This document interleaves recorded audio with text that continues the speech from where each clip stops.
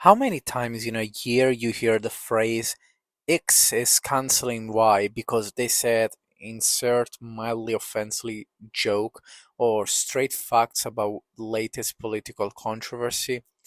Well, you hear it quite a lot. Although today this absurd trend seems to be towards its natural end. Only a decade ago, many actors, comedians, musicians seemed to be walking on eggshells 24/7 trying to answer tricky questions with the most convoluted word salad to avoid triggering the speech police and also getting a life sentence in actors hell. Think about Gina Carano and Johnny Depp, only two of many victims later redeemed by fans and courts of justice alike. This will remain the this I think will mean the end of your life as you know it. So no more movie roles unless you're willing to accept the scraps from the few people still willing to hire you. No more invitations to award shows, and we know how important in Hollywood those are. No more headlines unless it's to tarnish your reputation even further and try to drag whoever tries to defend you, into the mud as well. And the worst part, even if you apologize, it's still too late. The chain of events is already in motion, and the explosion can be stopped. But let's trace our steps back and understand what happened in society to cause such a shift. They made us question the importance of censorship and if free speech can be absolute. Well, the very fabric of society, not just entertainment, changed before our very eyes, and before we knew it, it was too late at some point to go back to the way things were. It's quite hard to pinpoint it to a specific point in time, but I would say things were way easier before the 2010s. So I would probably identify that as the ground zero for this phenomenon. When we basically we were already experiencing the first cracks in the bubble of wealth cemented during the 90s and the early 2000s. Like many other things, culture and specifically entertainment, which are heavily intertwined, follow a certain path, which is, going from conception to their almost inevitable demise. So let's dig into these phases. We first have obviously the birth, then there's growth, which is followed by the peak, then there's the deconstruction, which is where the decline starts, and finally, as expected, death. Based on what we saw so far, we're heading towards the end of the deconstruction phase, and that would explain why it's so difficult today to find a linear story which is based upon traditional values, where the hero of the story goes through a journey of struggles and difficult choices, but then in the end they overcome these difficulties, these situations, by making the right choice. Today's media, in many cases, is about challenging what we always thought to be true. Like depicting adults failing to be inspiring role models for younger generations. Older characters are now only a shadow of themselves, and in need of a younger, more diverse replacement to show them the light. The real slap in the face, I think, is that somehow the replacement, or rather the cheap Temu copy, seem to be better than that and anything without even trying, making the legacy character look like, buffoons. The worst offender in this category are for sure Luke Skywalker, which is basically depicted as a drunken hobo in the new trilogy just to make Rey shine. Then there is Indiana Jones, which suffered pretty much the same fate at the end of the utterly overrated and underhated Phoebe Waller-Bridge. Honorable mentions are Loki, which he was neutered in his own show to push the newly improved and perfect at absolutely everything female Loki.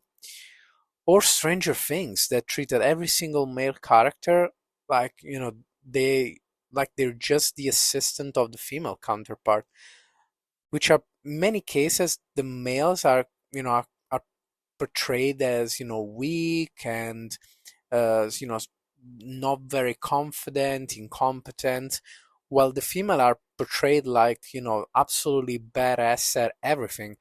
Think about just the, how Nancy was portrayed and how everyone is calling her the new female Rambo. This cheap way to reignite old franchises only resulted in fans' frustration and alienation, which is expressed by the endless series of box office flops of the past few years. The devious intention behind some of these creative choices is more than clear, which is pushing, certain ideologies, pander to certain groups of people, trying ultimately to rewire people's brain and having them believe all sorts of things. Suffice to say, the experiment didn't work out. Well, not the way they wanted at least. Sure, for years they had a grip on every piece of media out there, poisoning the very core of movies, TV shows, games, music, books, and so on, slowly degrading the quality of the product until, all it was left was an empty propaganda piece, not meant to stimulate critical thinking, but aimed at narrowing down the options to just one. The truth that woke Hollywood and media want you to believe. It is a sad reality, and it almost feels like a Black Mirror episode at some point that's turned into reality. The brainwashing worked like a charm, especially on the young and impressionable people who became paladins of an evil and corrupted movement who will reject them like leprosy the moment they made one false step. Luckily, majority of the general public rejected certain silly concept, like the one that a man can magically become a woman, and defended the truth with all they had, lamenting the type of content that's pushed and questioning not just its validity, but also like if it's even fair and appropriate for kids to be exposed to certain type of content. But let me give you an example. And this always stuck with me from the first time I saw it. 2020 WAP by Cardi B and Megan Thee Stallion. If you don't know what the title means, I suggest you Google it because I won't tell you in this video. So this song hit the charts. Now, this is a song about women emancipation, which is taken a bit too far and it's basically turned into a feminist anthem, with the irony of it all being that the modern iteration of feminism totally rejects traditional values, like marriage and having kids, which are considered outdated and also a way for the patriarchy to oppress women and keep them out of the workforce. But at the same time, WAP celebrated and showered in accolades for depicting women as merely sexual objects, undoing nearly a century of work in the right direction with a 3-minute song. The cherry on the cake was when they performed that on national television, mimicking, all sorts of explicit sexual act at some sort of award show. I won't even bother honestly looking it up on YouTube. But the fact is that they did this in front of a crowd of people of all ages. So here's my issue. The song per se isn't bad. I'd be lying if I didn't say that it's catchy as hell. And, some of the lyrics are actually quite funny. But when you realize that, I don't know, this is pushed in medias that children are exposed to, it kind of makes me wonder if it's appropriate. But also, like, even if you're very young, still the meaning of the song is not really subtle, and it's absurd that this wannabe script for a porno movie was celebrated as the height of culture and the best that the music scene had to offer at the time. Cardi and Megan were celebrated as musical geniuses, and liberator of young women from the oppression of evil men, with the other half of the population just scratching their heads, wondering how this song is even allowed to be streamed without a million disclaimers. Alright, I've deviated so much from the main topic, I don't even remember what was the video, what was the video about, but let's try to wrap it up. Ultimately, celebrities were our idols, an ideal to aspire to, and we try to relate to them by their best qualities. And since the bed was hidden, we could just pretend he wasn't there. Now, today, that illusion has been lost, and some of the famous people show their true colors, who they really are, and they're basically adult pretenders. They're frauds. They're entitled pricks, and the enchantment is broken now. No more aspiring to be them, if anything, to be the opposite and rejecting every idea that comes from them.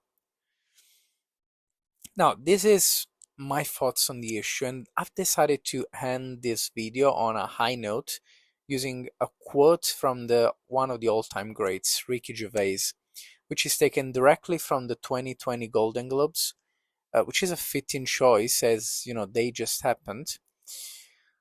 At the Golden Globes, after witnessing self-absorbed pompous pricks predicating and pontificating about socio-political issues they clearly had no understanding of, he decided to set the record straight by saying this: "If you do win an award tonight, don't use it as a platform to make a political speech, alright? You're in no position to lecture the public about anything. You know nothing about the real world. Most of you spend less time in school than Greta Thunberg. If you win, come up, accept your little award, thank your agent and your God, and fuck off."